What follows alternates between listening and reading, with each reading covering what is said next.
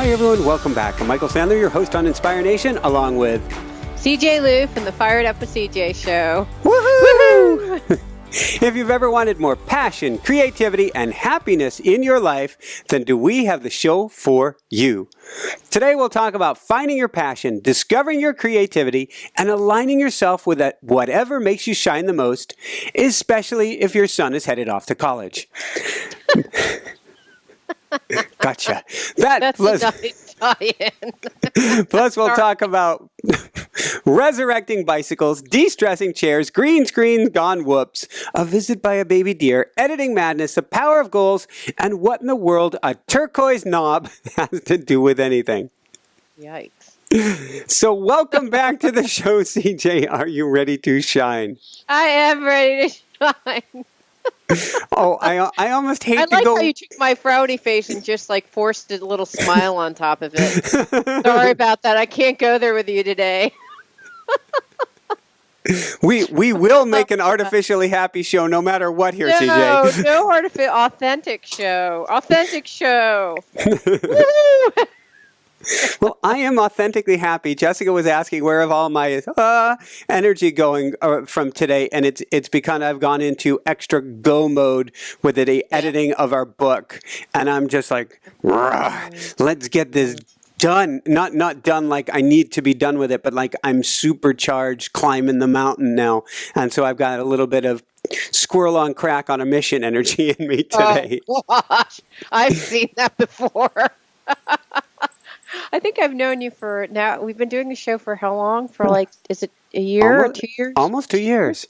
Okay, so 2 years. So I think I've seen the Michael on crack before. So no, you've still seen only the subdued Michael on crack, and that's all you'll get here today. The original Michael on crack, he died on 1 or 2 somethings ago. Thankfully, I don't know if I want to. Literally mean he died 1 or 2 things ago. Yes. He. For people who are unfamiliar with Michael, he really did die 1 or 2 Michaels ago. Yeah. Your V1, V2 is really a V1 and V2. Yeah. So and V3 or whatever we're at now is even in my a lot calmer and centered most of the time.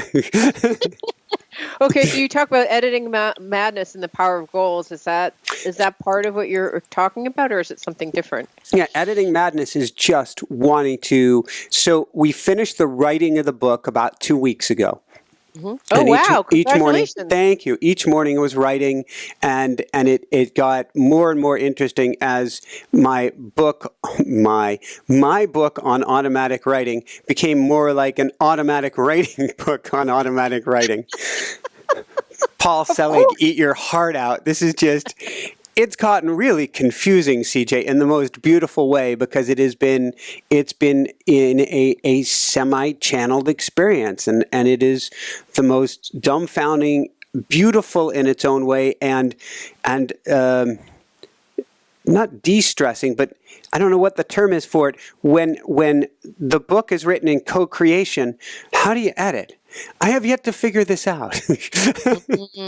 But so 2 weeks ago we quote unquote finished the writing, and then the last week has been working on the show, working on setup, working on the new home that we're moved into, and now it is go time. It's June now. This book gets to get done and get out to the world.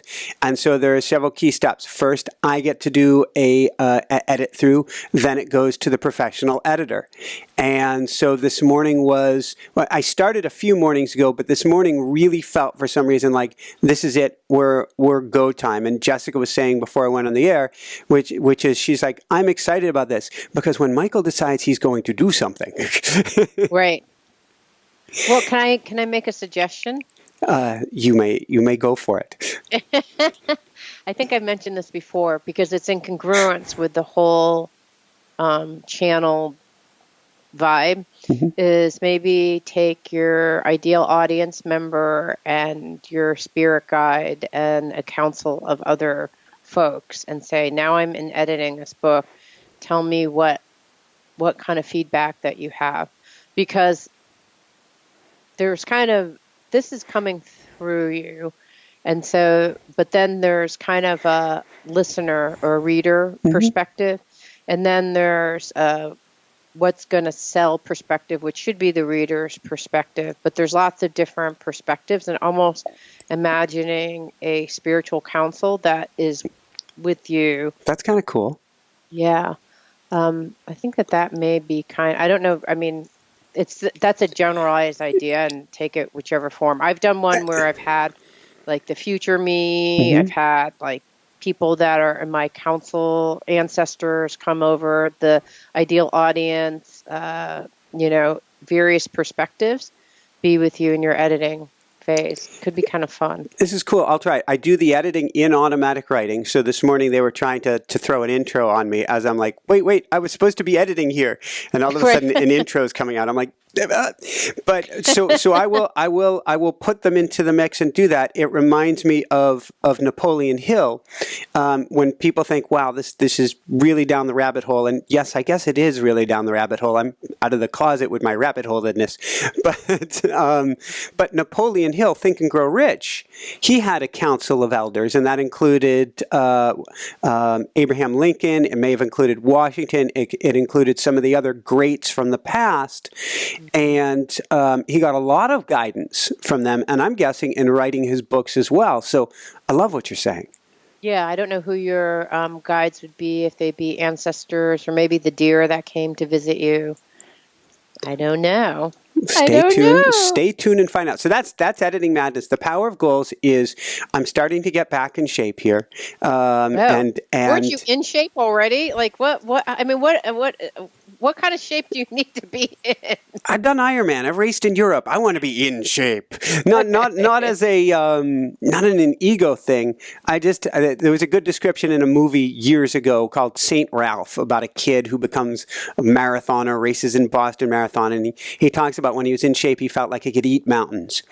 And there's just something of feeling that fat good in your body, and whatever that looks like. And so I'm wanting to set a goal now. And so I've been looking online. There are like, for the summer, this area, I guess, gets very quiet. Maybe it gets really warm around. But there aren't many races of any sort. And I'm not like trying to race to beat anybody, but I'm like, can I do a triathlon? I don't see a triathlon. Is there a running race? Don't see a running race. Is there a race against a clock and a bicycle? It's a reason to kind of like it's a marker to kind focal of like point. Okay, this is focal point. Yeah, that makes sense. So I will come up with some sort of focal point, and I want it to be a good challenge. Like we made it 2 weeks ago running to the pier. We haven't made it much farther than that since. Well, how far is the pier, just to give people a frame of reference? Because we have no idea. It's somewhere between 3 and 4. Maybe it's closer to 4 miles down a sandy beach. So it's a good 8-mile run, which is a good little run because sand's kind of tiring. Huge. Right, because I don't think people have ever, if people haven't run in sand, it's very tiring. Like it's very, very tiring because are you running on the packed sand or are you running on the kind of unpacked sand? It's whatever you can find. So more of it's packed than not, but you take what you got where you got. And so it depends on the tides. And this is an amazing beach. It's I guess very rare. It's Emerald Isle, North Carolina. The beach runs east to west, so it's south facing. And on the East Coast, it's really interesting. Oh, wow, that's really weird. So you run... usually you run like north to south. Bingo. So you run at sunrise straight into the sun, and then you turn around and you come straight back from it. Or you could do the reverse, but you run straight due east. And because of that... That's very unusual, yeah. It's piled up the sand very differently on the beach. So at low tide, this beach is incredibly wide. And when I'm out swimming, it's still not very deep. It doesn't get the erosion in the same way that the north-south beaches do. Right. Because the waves are all coming in a direction. Yeah, they're coming in like this, so then it's sloping like, sloping right, like when you're running, you're kind of running in one kind of direction. Yeah, but it's a much more gentle slope than most beaches. So wider, as long as it's not full high tide. So it's been magical for running on. Yeah, you're looking at which direction. I guess the waves typically... east to west, so then like the waves come in this, the waves come in this way? The waves would come in now tangential, and so they're not hitting it straight on. They're hitting it from a side angle. Wow, so then it gets probably packed, so the sand gets packed? Is that right? I don't know exactly how it works. It means that it doesn't drop off as fast. Right. Right. So That's probably good because I've run on sand and then I have to go get it like massive body work done because your body's like leaning this way, and then if you don't run the other way, this way, yeah, and or if so you run in a weird way. we Anyhow. get both directions in, Right. but you're right. You get some sort of a lean, a camber to it. It's not as bad at this beach. So Right. we run out to the pier, but we haven't made it that much further. And I think we need at least I need some sort of a carrot. Like if I knew I was doing a 20, 30, 50, whatever miley racy thing, I'd be going further each time. And I want that goal Wait, or so how does something. this have to do with happiness? That you're trying to force me into the state of happiness? I'm not sad. I don't know what Today I we're am. talking about it for happiness, and I'm not trying to force you there. I'm talking Okay. about getting in alignment with your passion and creativity, which helps Okay. bring you to a state of happiness. And so Okay. part of my passion and creativity is, what will this meat suit do? What will this body that Michael is wearing, that the spiritual being Michael is wearing? Meat suit.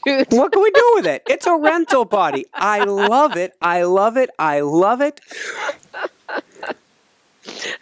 Okay. So is that part of why you're resurrecting bicycles? Is that part of your workout meat workout? Well, we took my my old racing bike, which was a quote custom bike for me, but always felt just a little bit too small, and I tuned it up, I changed up some parts on it, and we put Jessica on it. So that was a creative experience. Playing with the bicycle was a creative experience. Getting Jessica on it, fitting her to it was a creative experience. And so that really felt in flow. And then we got her out riding on this thing because we've only ridden tandems together for the last few years, particularly through her healing process. The wildest thing, it looks like the bike was made for her, not me.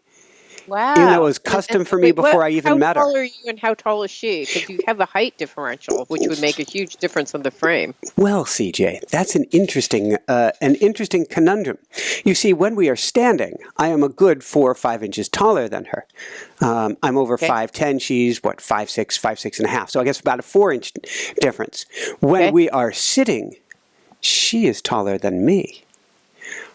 I have. So her legs are super long. Her legs are super short. Her torso is all lung.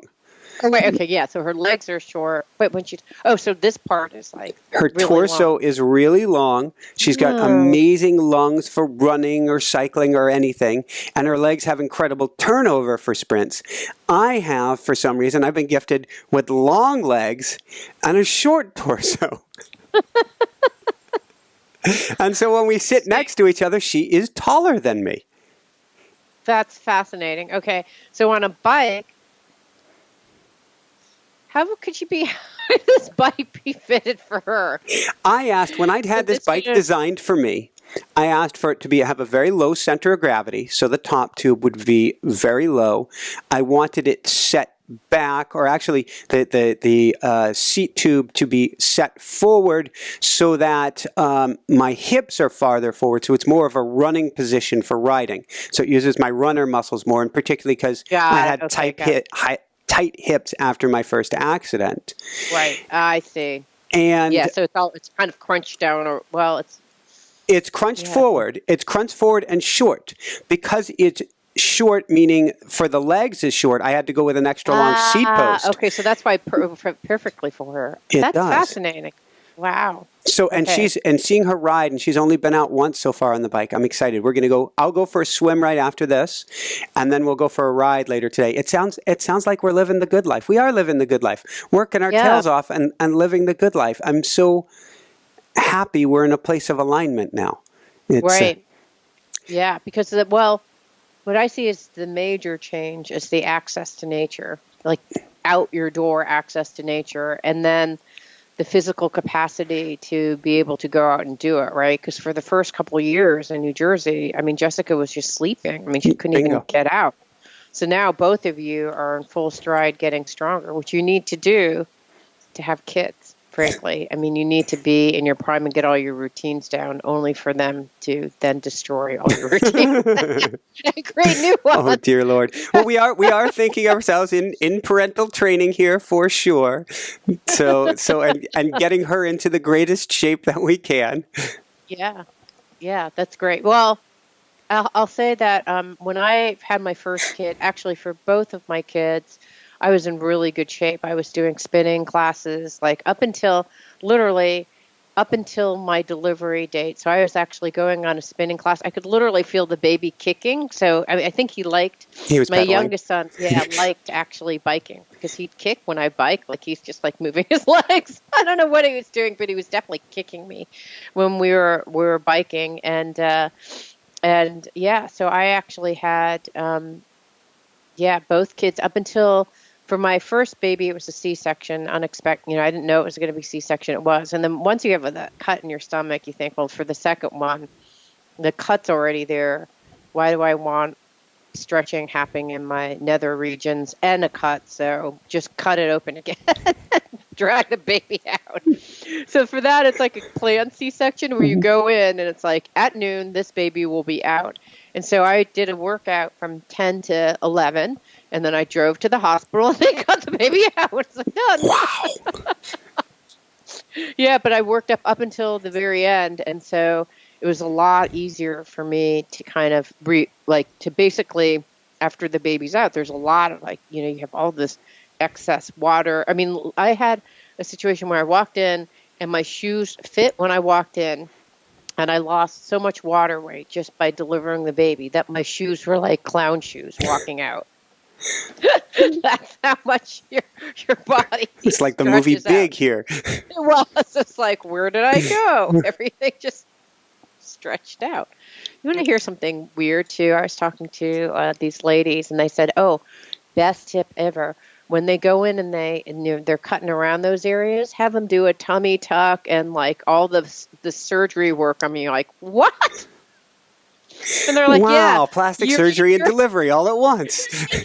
They might as well just get everything done. Get a tummy tuck and, I don't know, do facial. I don't know what it was. And I was like, I don't know. I was kind of shocked when I heard that. Because first of all, when you're 36 or so, you don't really need that much. Like there's nothing to tuck or drag up. Like when you're 55, yes. There's some things to drag and tuck. All right, so let's go. Okay, let's go from there. Let's dive into. As long as we're on the CJ and tummy tuck and everything, you gave me some notes here, and there were, I think, you didn't even read them. They were so depressing to you. Graduation, okay, not breathing, emptiness, and I guess the most interesting one now is the getting the wind knocked out of you. Okay, so I've decided to, I've been dragging my feet this whole week, but graduation for my son is next Tuesday. So for one of his graduation presents, I would like to pull up all of this stuff. So I'll show you some of the stuff that I have here. I have like a friend of ours did, before he was, like right when he was born, actually, I think with my second son, she did this astrological reading. Mm-hmm. And frankly, so, you don't really know anything. This is a baby, so you're reading it going like, whatever. but you kept it. But now, I kept it because we have a little box that we kept stuff in. And I have to say, this stuff is like right on. It's very, very correct. And then I found stuff like this. These little feet. Oh, baby feet. And then I saw stuff like this. This is actually I'm showing you a picture of my son, who is maybe like I guess he's 2 years old, almost 2 years old here. And we installed this little baby gate at the top of our stairs. Very wise. And we had a crib that had kind of the same kind of thing. And one night we were downstairs. He was an awful sleeper, and we heard a thump. And we looked, and it, like Spider-Man, he'd crawled out of his crib and jumped down. And so this was actually probably this high up, right? So probably like 4.5 feet off the ground. This kid had scaled up and then jumped out of the crib. And then we were terrified. We're like, at any point, our child could be leaping out of this crib. And like, just imagine like this thing that's basically almost like, double his height. It's like, it's maybe like, actually, probably double his height or a little bit more than that, and he's jumping out of this thing. And then we thought he was going to jump over the baby gates that were on the top of the stairs, so we had to take this out. So I'm having all these like pictures. Aw. I have this contract that I wrote with our nanny, and look at how many pages this contract is. This is double-sided. Wow. So here are the things that we want, and like here's what good looks like. Here's what we expect in terms of safety. We want you to take a CPR class. We want you to, teach Ida how to be safe. Here's where all the lighting, flashlights, and candles are. Here's how our alarm system works. Here's the fuse box. Here's how you turn the gas off. Like everything. Here's what we'd like for nurturing and support. Lots of hugs and kisses, crying. Like it. What we should do, verbal skills, discipline, encouragement, control, routines, like our whole operating manual. This is a book. This is actually 10 pages. Our poor nanny. But it's 10 pages single-spaced type. That is not double-spaced. Yeah. So this is what I found.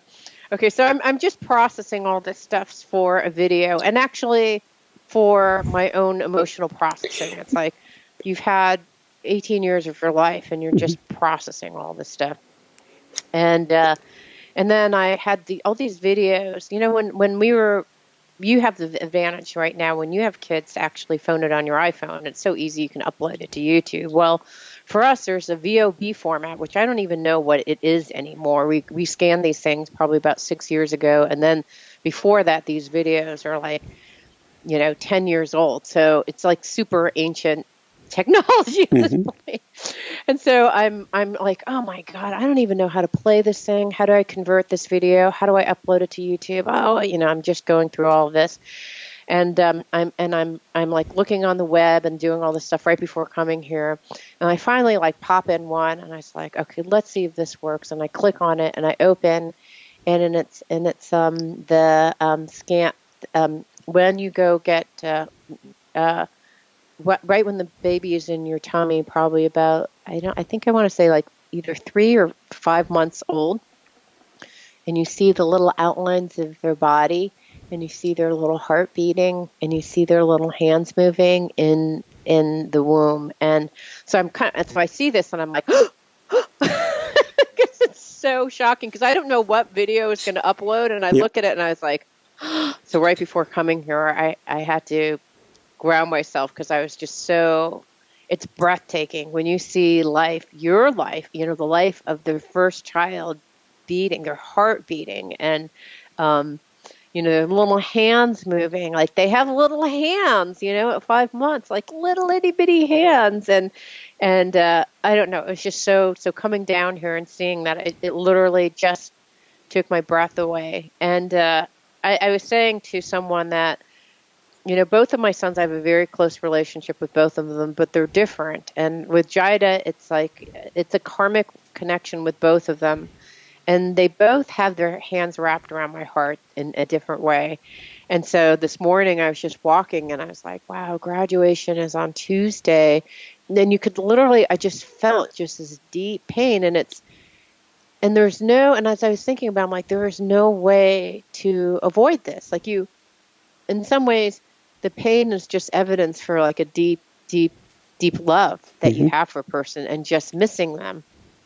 So anyways, that's what my, what did I say? Graduation, which happens on Tuesday. And I'm trying to get all this stuff loaded up to create a little video for my son.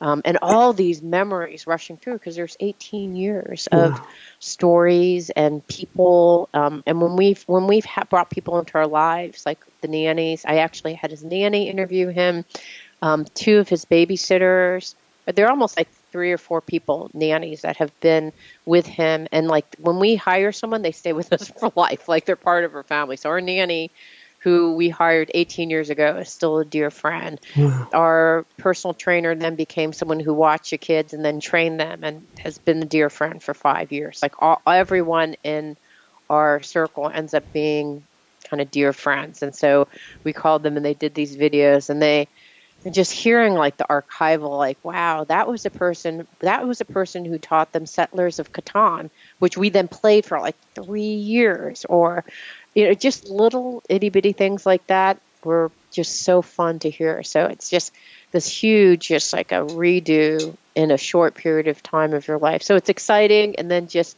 bittersweet, right? Because you have all these.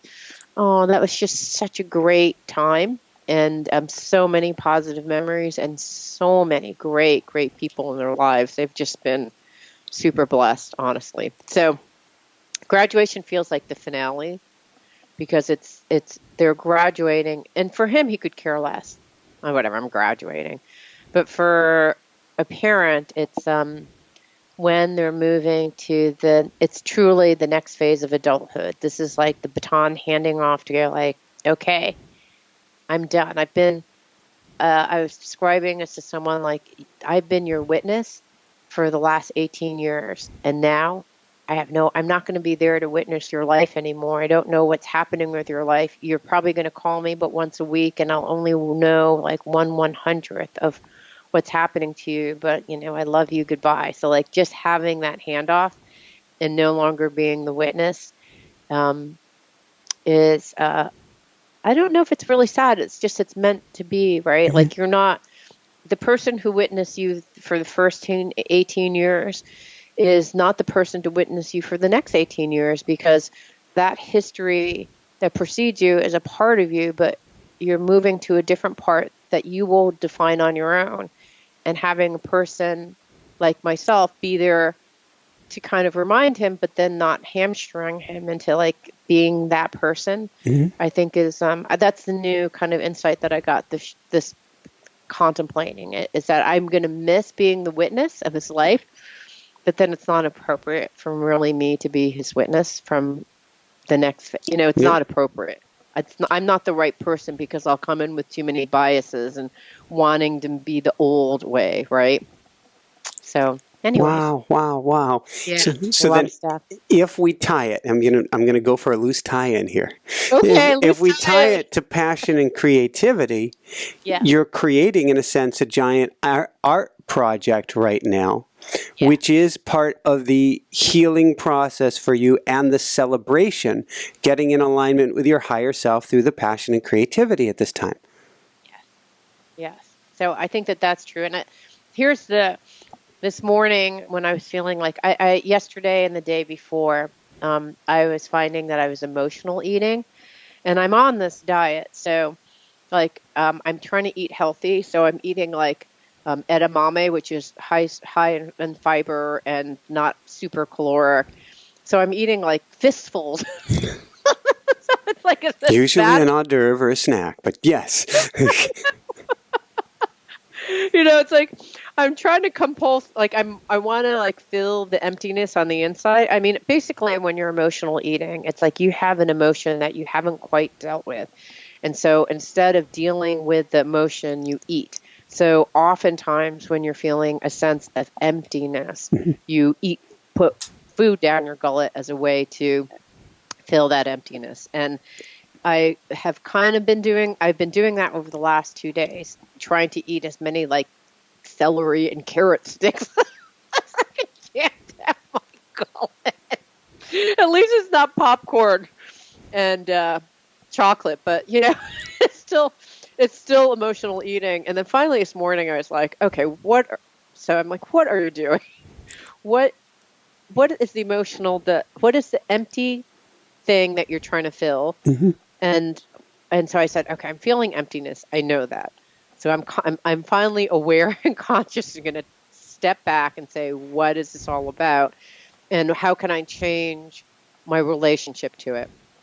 And so I was just tuning into my channeled side. And what I got was, I know that this is not really a good analogy, but it is still true. I know when I have all this crap on my desk or like stuff that's been sitting around and I clear it out, just new stuff comes in. Every single time new stuff comes in. Not that my son is like a piece of paper that needs to be recycled or an old box of old books that need to be moved out. I don't even know where to go with that. He's leaving, and that frees up a whole bunch of energy. Of course. For new things to fill in. So that is mapping back to your creative passion. I mean, I just haven't got to it's premature for me personally to fast forward to the, oh gosh, it's going to be creative. And I know that that is on the future, but where I am right now today is just even recognizing that there's an empty pit and going, okay, there's emptiness. But I know after the emptiness, there's new exciting things coming along. And I don't know, for example, what those things are. I'm not 100% sure that they will show up, but based on my past experience, anytime energy is taken away, whether it's even good or bad energy, new energy comes in. And my guess is you'll go into the creative process. I'm going to just keep bringing it back. You will have this time and energy, and you will do something to put yourself in the creative process. Yes, I hope. I am. I'm actually, because I'm also a life coach like you, I've been thinking, okay, well, what, for the last 2 years, literally, I've been thinking, what do I want my life to be? Mm-hmm. I know that there's going to be emptiness, but if I were to exert free will and my intentions on that emptiness, what is the trajectory that I'd like it to take? And I've learned a lot. But, so I've learned things like I don't necessarily want to take a full-time job, mm-hmm. but because I thought that's what I was doing before, but I don't want to take a full-time job, but I do like working. So I do want that part of my life. And I kind of want to take summers off. Like, you guys are just really diving into the summer fun. Why not? Like, why shouldn't you? If you have a flexible job, then why aren't you, right? Why can't you? Why aren't you? What prevents you from doing that? So I'm trying to do, I've made my financial nut, like what I needed to make for this year already. So mm-hmm. I really have no reason not to take this summer off. So I'm kind of contemplating like things that we don't allow ourselves to do. That's huge. Yeah. Anyway, so that I've blathered on long enough. That's quite all right. I'm convinced, based on the demographics of this show, that, because I'm finding it fascinating, others are going to be finding this fascinating as well and putting themselves in this same scenario in their heads and wondering, what would I do? And also, while you're having an external, which is really an internal change of a child graduating and leaving, we're all going through these something's leaving, a vacuum's created, what are we going to fill it with, what are we going to look like, what's going to happen? Right. It's happening to all of us. Yep, it's funny. At this point, I would say I'm having integration issues. Like I know what's coming up. I just got a massage because I was having problems with my shoulder, my neck, and I thought, okay, I'm gonna see my dear friend Kristen, who again I've been with for like 6 years, and she looked at me and she's like, "You look like someone that just visited a foreign country and like don't speak the language." She said, your feet are not on the ground. And she said, so you're not 100% grounded. You're not breathing appropriately. I'm breathing in fight or flight. Mm-hmm. But not, she said, your mind and your heart are kind of connected, but your feet aren't connected to the ground. And That's she's saying, so funny. I've got to pause you when I see you there, and you're dressed appropriately. But the energetic image that I have of you right now is a bathrobe and shuffly slippers on. That attractive, huh? It's actually a sweater hoodie. Okay, is that better? And it's like a little no. It's this energetic imprint. The feet are not connected to the ground. They're in their fuzzy slippers. Same thing. You're picking up the same thing, and kind of like it's when you go through. Here's the interesting thing.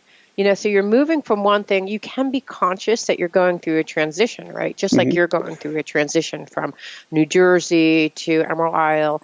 And so there's a transition, and then there's all this integration, right? Like getting your bike, resurrecting your bike, and like buying new furniture and figuring out what everything is. Like that's the integration point. And during that time when what was is leaving and what's new hasn't arrived yet, there's this transition period and there's integration. Mm-hmm. And for me, it looks like a lost tourist. For me, it looks like, I've definitely haven't been lost to the point of like, I know where I want to. It's almost like I'm a tourist I know where I want to go. I have like 6 tourist destinations and my intentions of what I would like this vacation to, my next destination to look like and what I want to do. But I have days where I'm like, wake up and I'm like, what? When you wake up at it, when you're in a different country and you're in bed and you're like, wait, where am I? Like, it feels like that. Or I'm like, wait, what am I doing?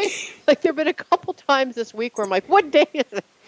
Maybe you need that pause after graduation has taken place before you dive into that next thing to get the feet back on the ground.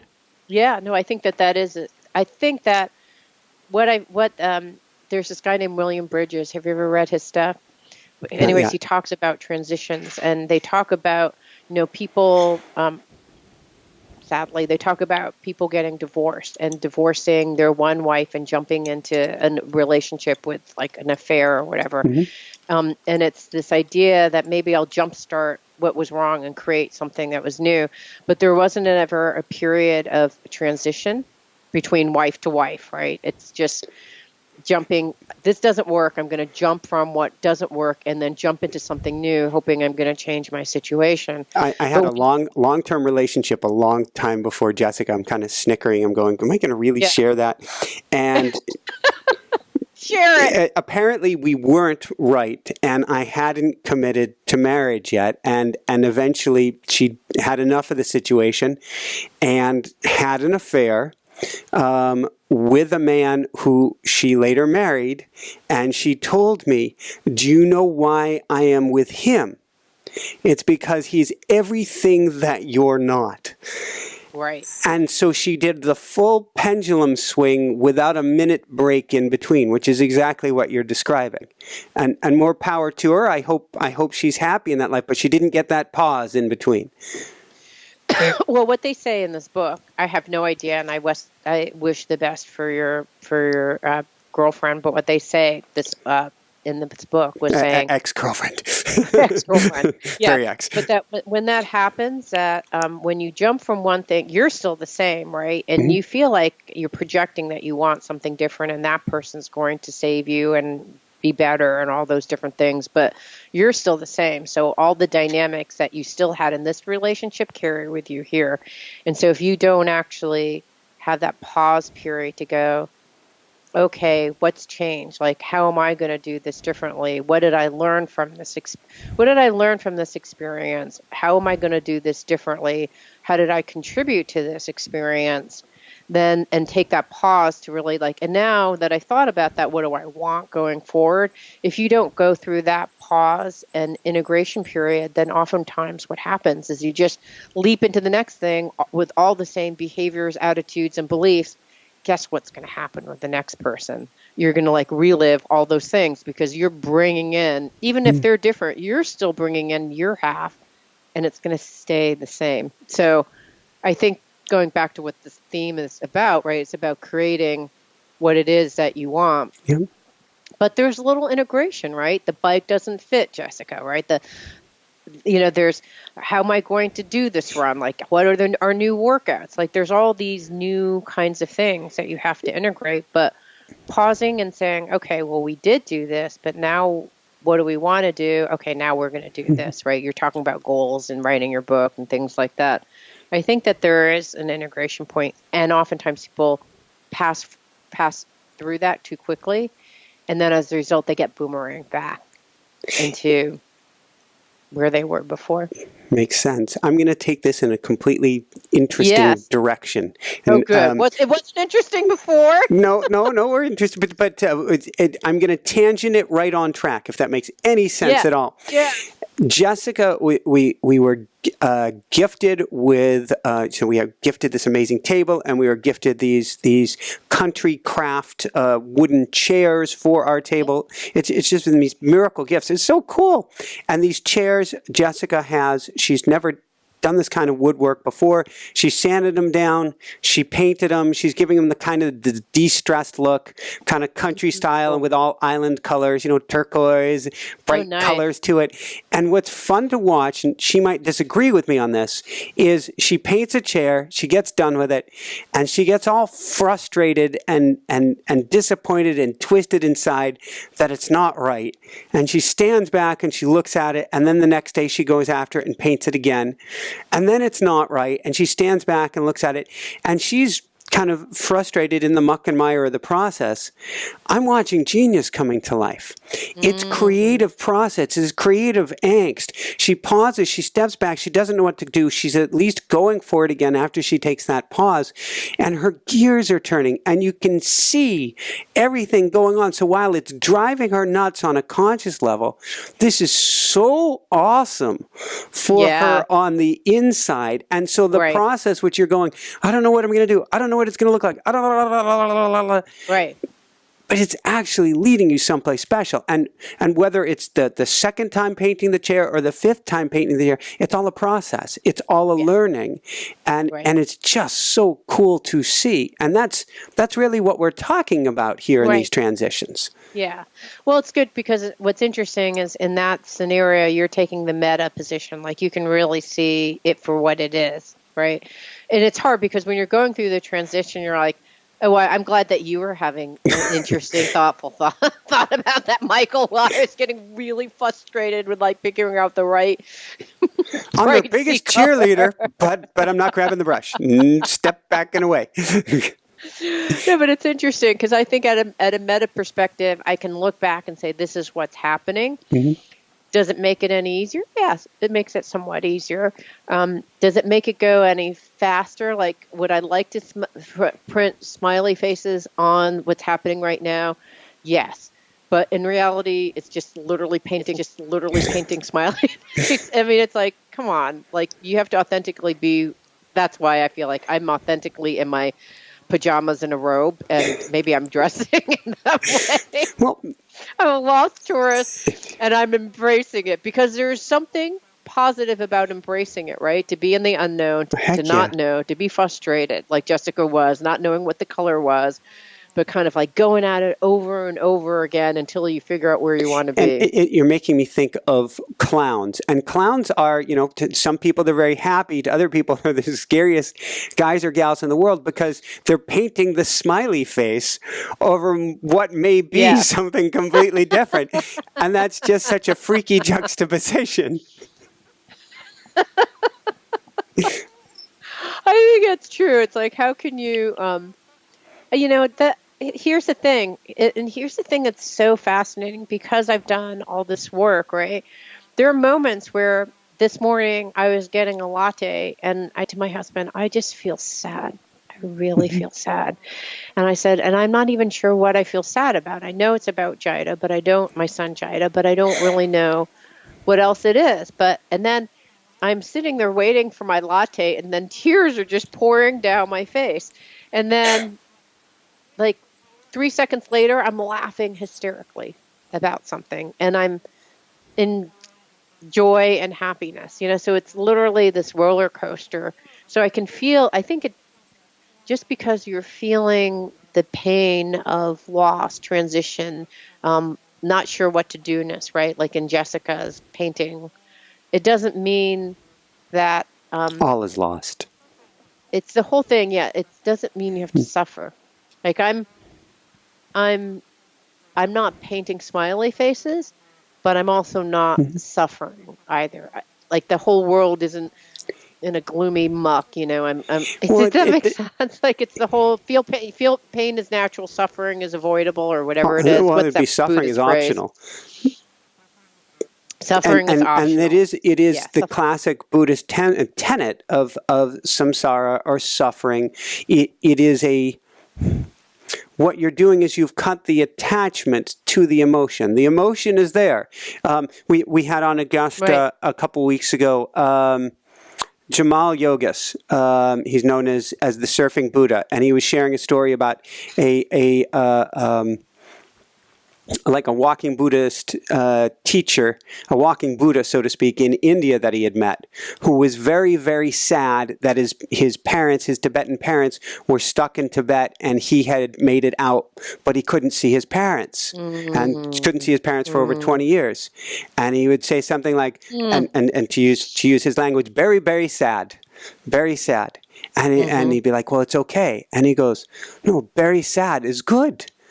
Meaning it's okay to feel the emotions. You don't have to attach to the emotions. To say I'm sad, fine. But to say I'm sad, I'm so miserable that I'm sad, if that makes any sense.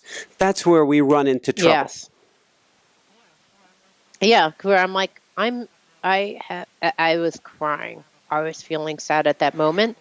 And 10 minutes later, I'm laughing and I'm feeling happy at that moment. It's just being okay with whatever emotional content shows up at the time and honoring it, right? Like literally, what's so interesting, I think, because having work with clients, oftentimes they cry, or I say I make them cry. Guilty. So I'm with a client and they're crying, and what's so interesting, I think, about crying. Having been raised as a Asian person where you're not supposed to feel sadness or crying like that is considered a vulnerable, weak, and then you're powerless and you're weak as a person and all these different waving types of things. head, no. I totally, but I get it. Like that's where it comes from. But it's interesting because now when the tears come, I just want to be like, let me just rest in this place and really feel this sadness. Because if I try to fast forward, if I don't, I was literally like, oh my God, my heart feels so bad.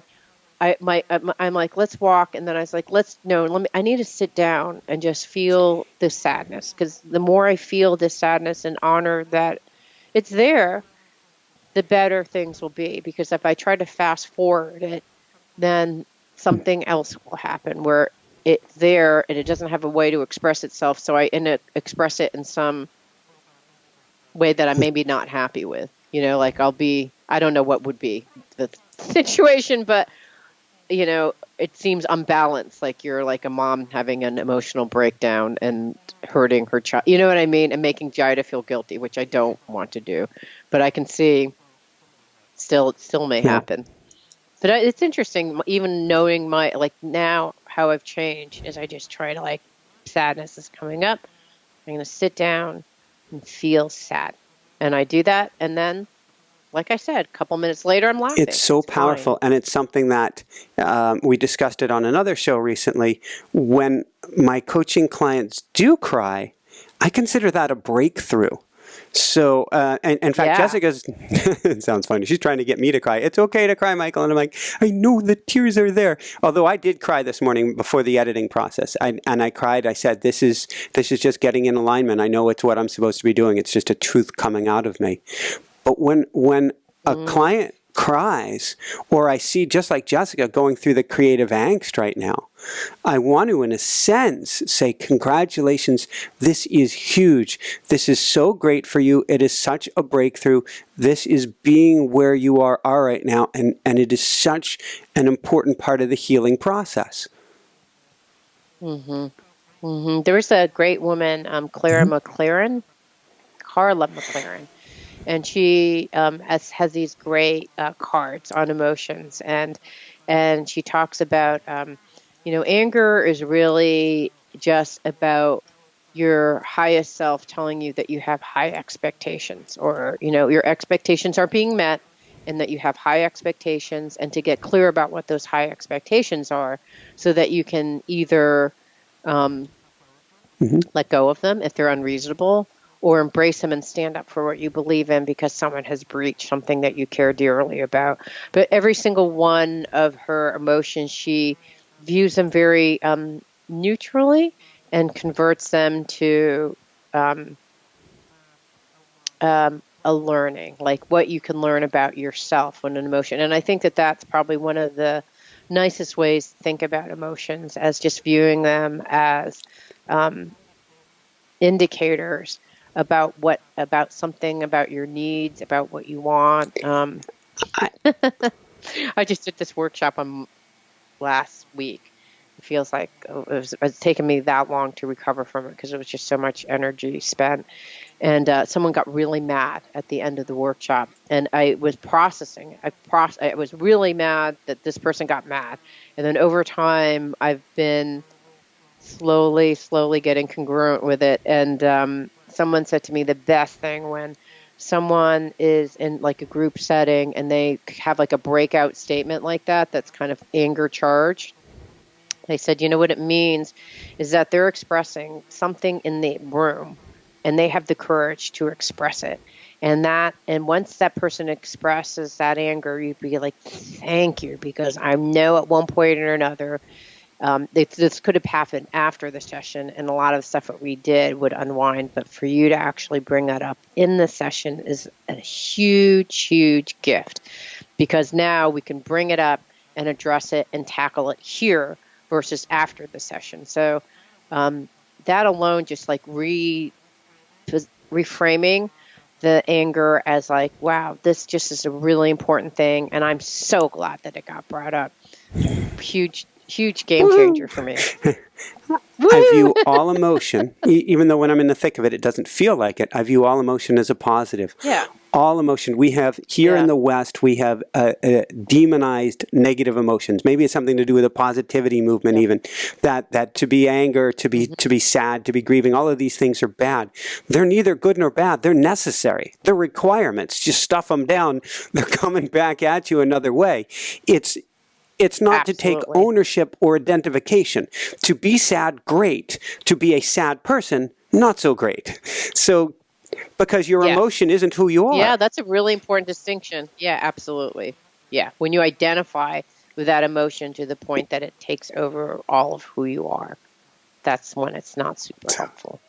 Okay, tell me before we close up. So what is the story with the turquoise knob? What does a turquoise knob have to do with So she's got this turquoise paint. She's been working on the chair. She's been, sanding the edge of them, giving this amazing de-stress look. It is so cool and fun and exciting to see her doing this away from the computer, diving into the creative side, into the creative process. And so we've got this, beautiful de-stressed table that was given to us. And she's like, they don't quite match each other. And I'm like, hit. I'm like, I know where you're going. And I came back after my last interview, and the table looked fine, and I'm looking at the chairs at the table, and I didn't even notice it. She goes, what do you think of that? And I just broke out laughing. There's like a center drawer on each side of the table, and it's this de-stressed, whitish, grayish, scuffed up with brown looking country table. It's this beautiful table. And it has the drawer on one side, with a knob on the center of it and chair behind it. And just the knob is painted brilliant turquoise. And it totally doesn't work. But she went for it, and it was just hilarious when you see this white grayish table with, the brown de-stressed with a turquoise knob on it. With a little it's kind of a Rudolph table. Well, we did. Well, you know how we are building our house. I need to take a picture of what it looks like right now, but they're almost onto the second floor of the house. Take pictures, take lots of pictures. Yeah, I have to take a picture. And my husband really didn't like our house. It's green, dark green, light green, and he calls it an orange. I think it's a red, but anyhow, it's an orangey red. And we're moving the red to a purple. Mm-hmm. And so, everything. So even that it's like a slight, subtle change. So, we're kind of, and it looks like more graceful. The other one looked like edgy and exciting, and this looks more like graceful and classic. So we're making all these little changes, right, in our exterior, even to the point of our exterior house, right? What a great analogy is that? And we're doing all these health program things too. We're going through a different kind of thing than you're going through, but we're actually looking at our health as we go into the next part of our life. Like, how can we make sure that we're healthy and strong and age well? Which is very different, right? You're kind of like, how can we prepare ourselves for a baby to come here? We're like, can we prepare ourselves so that I'm alive to see our grandchild? What's really cool about this is these changes that you're making. It's not so much that it's a distraction, but it's there's something about having that distinct transition. The house was this color, he was there. The house is this color, he's graduated. About having these distinctions that I think is a big part of the healing process and makes it easier for you to leap across, because you're not as kind of sad and mopey. There's more of a distinct line of this is how it was. Now there's not this torture point in the middle. No, this it's gradual. clear, like there's like external change as well as like internal change, and I'm not really clear exactly what it means, but I know that stuff is changing internally, and external change that we see with the outside of our house. So yeah, it's exciting. Woo! Woohoo! So, any last words for you about creative happiness, passion, joy? I think it's so important that in these times, maybe especially in these times, we do the silly creative stuff that we think is childlike or kid-like, whether that's putting together a photo album or a movie or painting or grabbing the crayons, but to get into that creative process in whatever way it looks like. For me, I'm super stoked for the edits. Whatever that looks like. It could be grabbing your shovel and going to the beach and making little sandcastles, which I love pretty awesome. Do something, anything in the creative process, I think brings you back. It's like taking those slippers off, those fuzzy slippers off, and getting yourself grounded. Yeah, I think that's a great idea. I love that. Well, I think it's actually that I have a friend who does art therapy, and whatever is on the inside gets expressed with whatever you create on the outside, just like this house, right? And it's and in the creation, don't be so tied up with what it looks like the turquoise knob. I am so proud of her for going for it. Yeah, like exactly. Like the fact that you had the courage to go for it and try it. How long? It's going to take 10 seconds to get rid of that turquoise paint and change it back to what it was. It's not that big of a deal. Do you know what I mean? Yep. But to have the courage to, express your creativity, express yourself, even if whatever that expression is like sad or happy or uncertain, like, that's okay. It's just that's part of the creative process, because throughout that whole creative process, we're learning and growing. If we put on that frame of thinking about learning and growing, right, it can be a really wonderful learning experience. Those are my final words. So, to add to that real briefly, it's a matter of self-love and not judgment. Yes. Yep. Agreed. That's all I got. Woo! On that note, for everyone out there, this is Michael Sandler and DJ Lou saying, be well, have fun, get out your own drums and drum your way into your creative process, and shine bright. Woo! Thanks so much for watching. If you enjoyed it, be sure to like below. Also, leave your comments. Have some real fun with it. Subscribe to our channel where you're going to get more great videos, more interviews coming up. And check out our website, inspirenationshow.com. That's where you'll find tips, blogs, information, videos you won't find anywhere else, and useful and helpful resources to really help you kickstart your life and to shine bright. Thanks so much again. Thank you for your support. Like, comment, subscribe. See the website. Thanks so much and have fun. Of course, shine bright. Woohoo!